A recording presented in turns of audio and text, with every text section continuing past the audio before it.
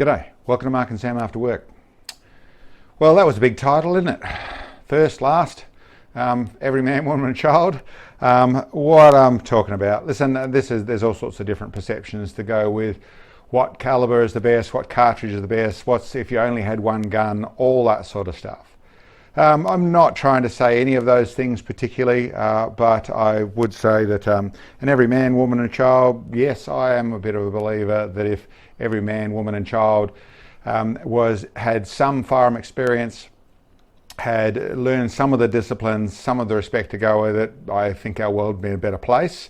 I think firearms is one of the things and behaviours which can help teach stuff in the way of discipline and respect and accountability that a lot of our world doesn't. But I'm not going to go, this isn't a political conversation. What this is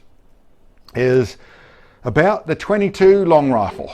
And this is my little pest control rig, plinking rig, thing that I do and Sam does, lots and lots of shooting. This would be not a super busy week if it gets 300 rounds through it. So, why do I think the 22 long rifle? Well, there's some really obvious stuff. It would probably start off with the cost of a 22 long rifle. A lot of people come and ask, I'm looking at buying a new rifle. I shot when I was a kid or haven't shot before, or what should I go and do? And trying to get the one rifle. I think I heard the term the Goldilocks rifle, or the rifle that will do one job and do everything and all that sort of stuff.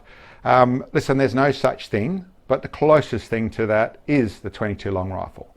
And yes, you're not going to do a 2-mile shot with it, and although a 22 long rifle can, if used correctly, probably euthanize any creature in the world, but it's not something you could use for defense against a bear, or are you going to use it without being able to get up real close, be able to kill a bull with it without in any form of standoff situation? It's not that firearm. What it is it's still old, it's still super lethal. I don't know if it's true. I've certainly read where there's been more things killed, certainly there's been more people, I should say, killed with a 22 than there has been any other firearm. I don't know if that's true, but there certainly is. They are lethal, and certainly when it comes to hunting, they're going to win without any question whatsoever. Certainly pest control and that type of thing. Not to say you can't use all sorts of other firearms, but they are certainly capable of that. The main thing I would say in the way of skill development, in the way of training, in the way of cost effectiveness, in the way of learning good form, learning how to do things right, the 22 is amazingly good at it. And certainly for your first rifle, there is no question. There's not even a blink when in that consideration. If it's your first rifle, it should be a 22 long rifle. And I'm not talking a HMR, which is a rimfire, so it's about the same, but it's got a bit more speed and all that sort of stuff, which people want to go to, the 17 HMR. No, it's nowhere near as cost effective, and it's not going to teach you some of the behaviour that a 22 long rifle will. Now, I've done videos about that, but to some degree, a slow moving, whether that's a 750 feet per second or 1,000 feet per second, or even 1,100 feet per second projectile, can actually teach you more about follow through in the way of being accurate. You've got to learn good follow through. You've got to learn to be steady before, during and after the shot. You've got to learn trigger control to be able to get them to be accurate. You're going to the left edge. Probably one of the biggest degrees of where I think they are, apart from that training aspect to go with the 22 long rifle, is as much as they still are lethal, as much as you must learn all good gun safety. Because the 22 doesn't mean you can drop any of those behaviours. You have to learn that properly, and that's always keep your muzzle pointing downrange. Never put your finger on the trigger unless you're ready to shoot something. Never consider the thing, if there's a round in there, or I should say whenever you point a firearm, always treat it like it's loaded. These are good safety behaviour. Not just for you, it's also for scaring the other person on the other side of things that doesn't know what condition that firearm's in, regardless of what you know. So all the safety rules apply. But there is a lot of fun attached to something that if you are doing that, and then really, in the right situation, very young kids are quite capable of using this firearm.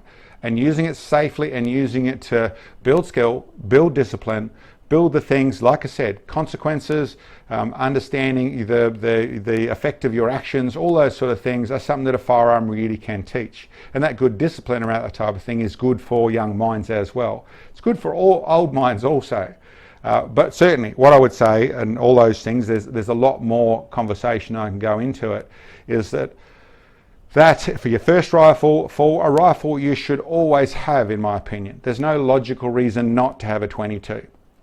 You can go into the prepper world of the shit hits the fan world, where what rifle would you have in that situation?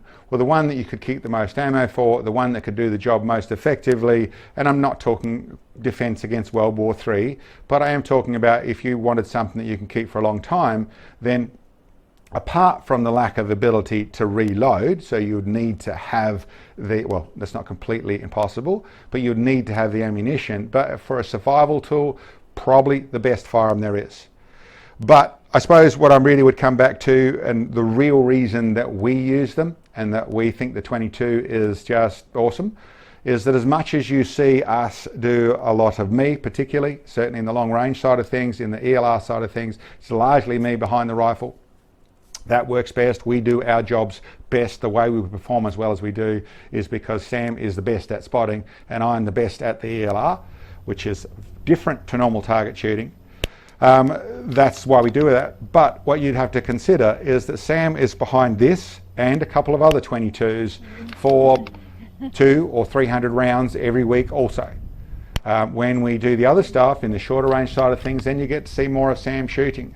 But it is not something that we're not doing all the time. And part of the reason that I am better than probably the other me that didn't have a 22 out of some of that long stuff is because I'm constantly using this. I use this for pest control as well, so I'm keeping our white cockies, our Corella population, which is out of control and none of the world wants to do anything about. Well, I'm keeping it at bay in my area as much as I can. But it's also fun. It's plinking, whether it's playing golf, as you've seen us do before, whether it's using our FTC target, whether it's using whatever little competition or little exercise we set up. It's one of the things that's how we wind down on a Friday afternoon. We'll go out and run, generally, these 3 magazines here are the minimum that we would run. Sometimes we'll load them 3 times, but we'll go through and run these magazines just shooting little CCI, normal standard velocity ammunition. That's what we're doing all the time. So that's a part of the process. Always on the 22, always got it. And it's one thing that I consider, like all people should have one in the safe.